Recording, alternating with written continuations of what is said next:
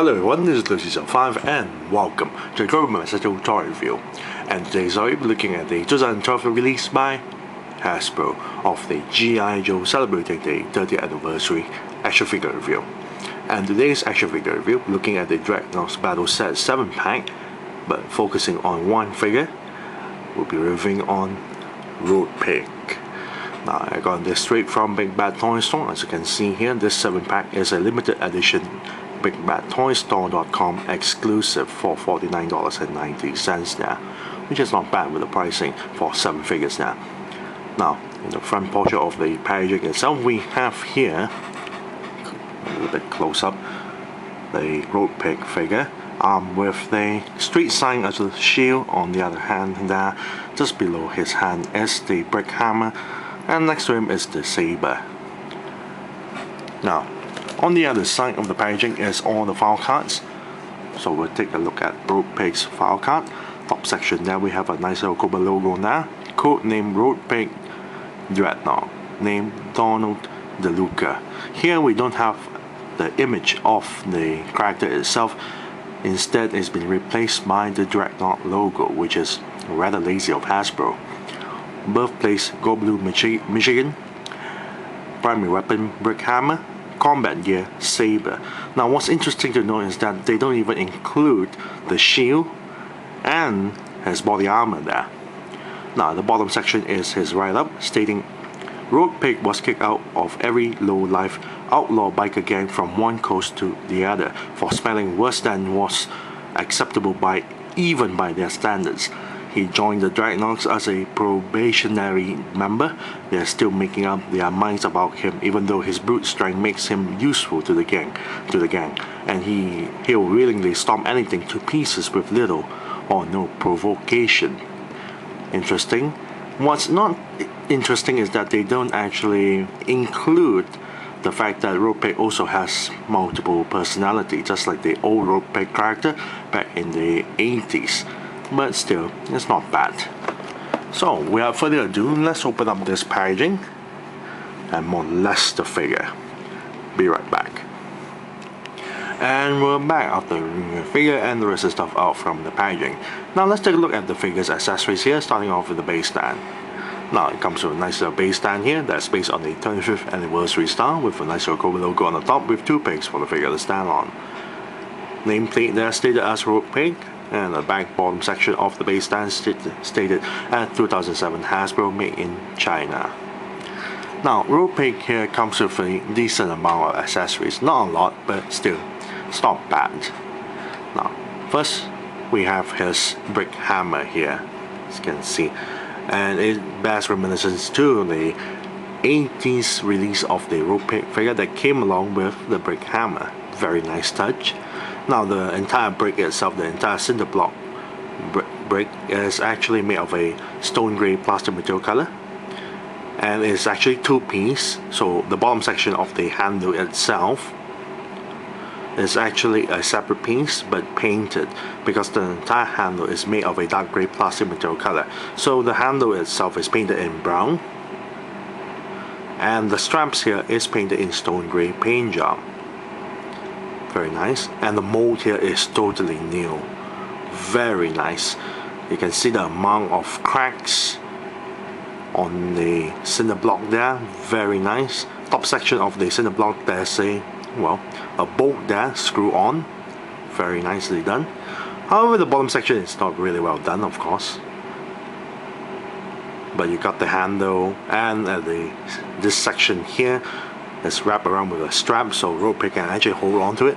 Though you cannot have the figure hold 2 hands onto the strap itself. Only one of the hand can reach for the strap, and the other hand can only reach onto this section here. We are bending the pegs too badly. Still not bad. I really like the brick hammer here, or the sledgehammer here, using a cinder block. Very nicely done. Then it comes with a weapon that we never seen him use in the comics. We have here his saber. Now the saber here is made of a silver plastic material color. The bottom section of the handle is actually painted in gold, and the paint job is not really well done because some of the gold paint job is not deep enough, you can see some of the silver paint job starts to show up a little bit. And the mold here is, surprisingly enough, is totally new mold. You got the blade itself, not a lot of details. You got the hilt and the handle. The handle has a lot of strappings there, and the bottom section there's a big old peg there. Nothing really special, and you can actually store this weapon onto Roadpig's body armor, which is very surprising actually. Again, he never uses a saber before. Most of the time he just uses the brick hammer, well, at least in the comics. Then we have something quite interesting. We have a signpost here made of a silver plastic material color, as you can see, and the top section here, the entire background is painted in green, and the fonts are painted in very dull white colors, stating that Alligator Alley. Very nice. And this entire signpost here is his shield. Very nicely done. The entire thing is also totally new mold.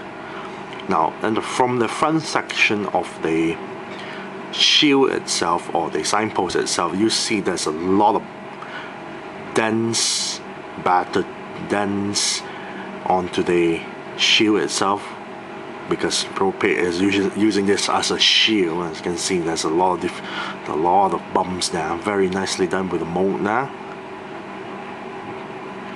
On the other side, you get to see a bit more details on the damage itself. There's no paint job on the other side, just pure silver plastic material color. You got the handle here, and the figure, all he has to do is just slip in the entire arm into this hole here and have the hand grip onto this, which is pretty hard because due to the fingers, how they actually mold the fingers of the figure itself is pretty close for the fingers to hold on to properly on to the handle itself, because the fingers are so close. You have to widen up the fingers first in order to have the figure wheel onto the handle. Furthermore, the wrist joint is also quite weak for my figure. Maybe it's just my version of a quality control problem, so it's quite difficult to have the figure wheel onto this. And what's surprising to note is that you can actually separate this two pieces here, and no, it's designed in a specific way that it has to align on this section only. You cannot have this entire thing put it in reverse like so, because it doesn't close properly, as you can see that. However, if you do it correctly, as you can see, it closes up very properly.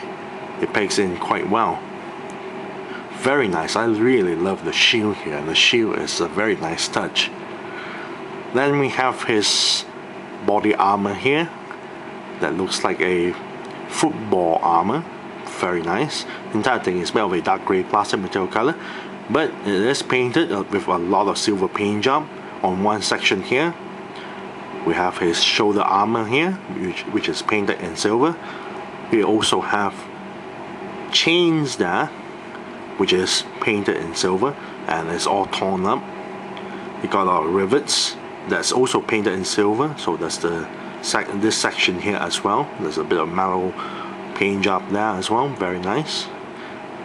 This entire football body armor here is a totally new mold. Very nice. One side here we have the armor itself, the other side we have a bit of spike shoulder strap here. Very nice.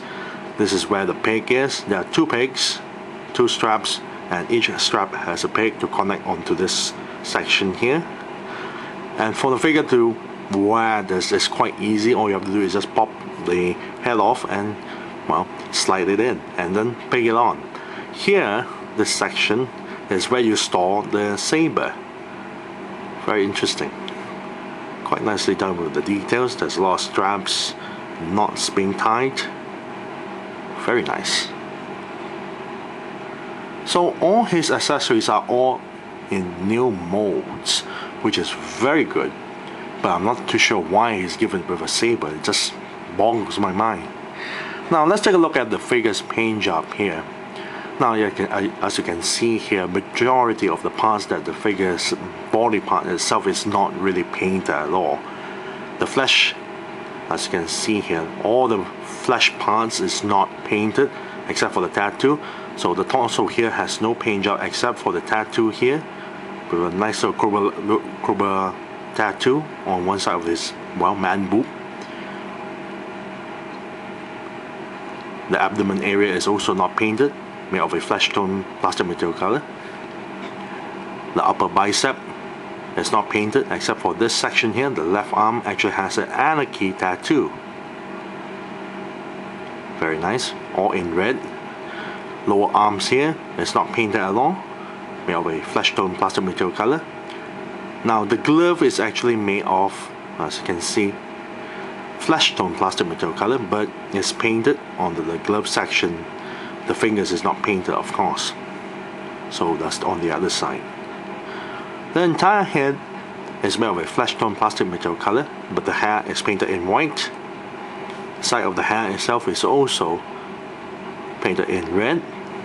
He also have earrings, so the earrings are painted in silver. Pupils and eyebrows there. Eyebrow is painted in white, the pupils are painted in black, and the eyes in the background is painted in white. Now the lower section here, and this crotch area is painted in black. The belt is painted in brown. Buckle, the belt buckle there is painted in silver with a nice little Dreadnok logo there. Very nice, very tiny Dreadnok logo if you notice.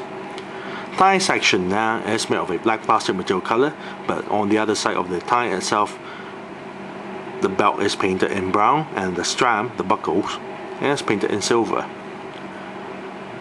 Very nice. Now for the knee pad is made of a silver plastic material color, so there's no paint job. Very nicely done, as you can see.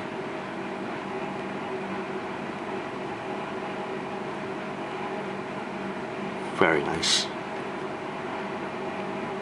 And for the lower legs here,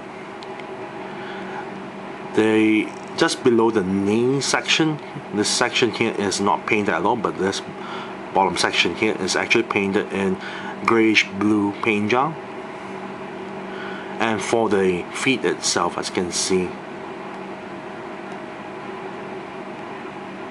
for the boots itself is made of a black plastic material color, but on the side is painted in grayish blue paint job, and the bottom section of the soles of the boots itself is painted in silver.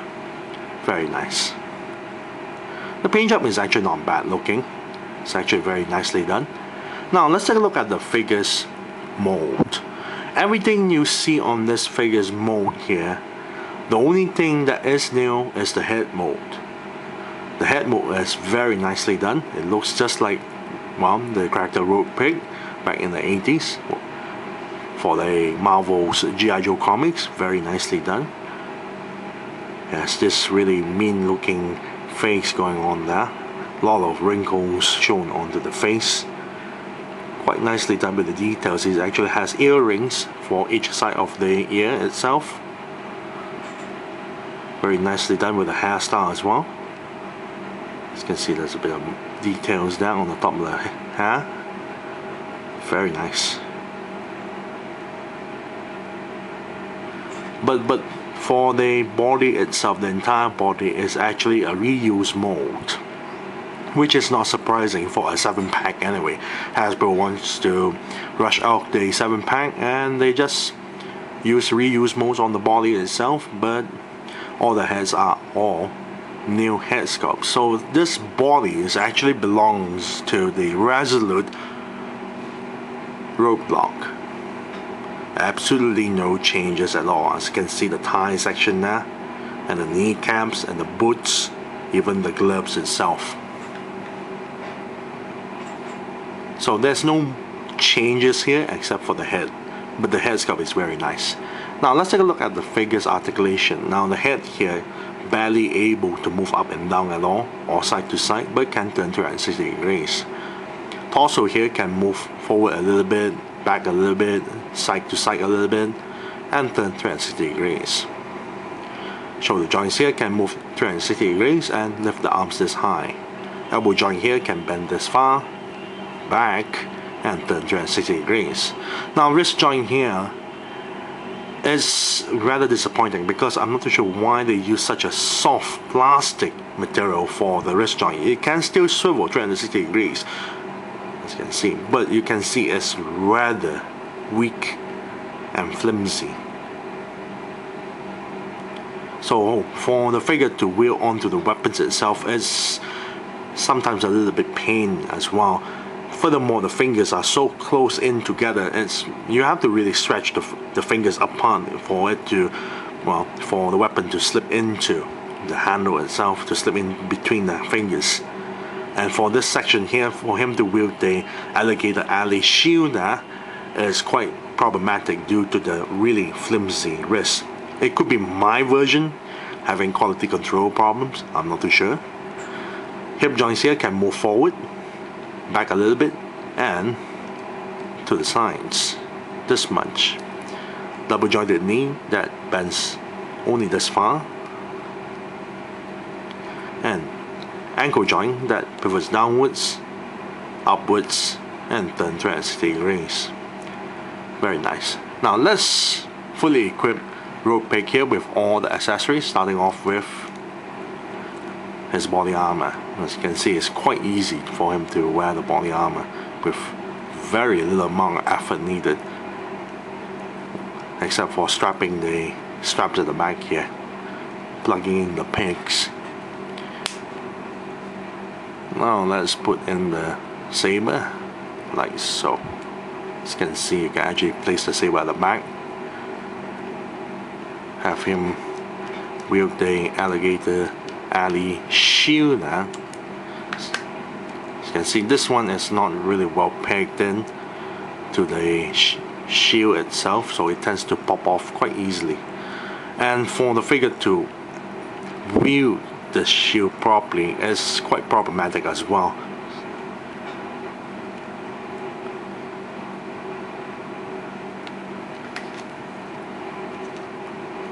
There you go. Now we have him wield the brick hammer. Very nice.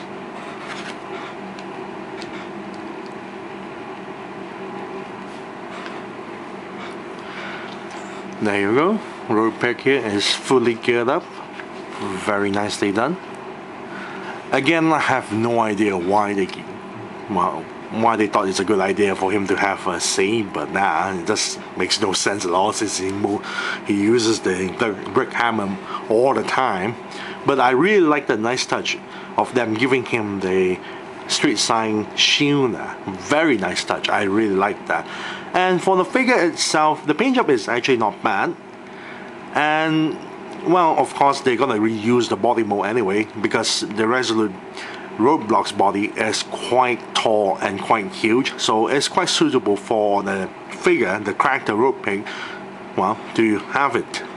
And the head sculpt is actually not bad looking. I really like the head sculpt itself, and I'm glad that Hasbro actually made Roadpig for us, for the Dreadnok gang itself. Well, us fans has been asking for a Roadpig figure for quite some time, considering that we already have quite a number of the Dreadnok gangs already released. This is a very nice release for the 7-pack itself.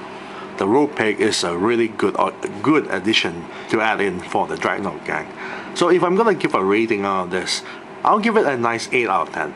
Yes, 8 out of 10 for this figure. The problem is because my version of the Roadpig, the wrist joints is a little bit soft. The pegs itself is a bit soft, so having the figure with the shield itself is a little bit problematic because it tends to go all over the place, and the fingers for the hands itself is so hard for the figure to hold onto the weapons properly sometimes, because it tends to fall off from the hand, well, if you nudge it a little bit.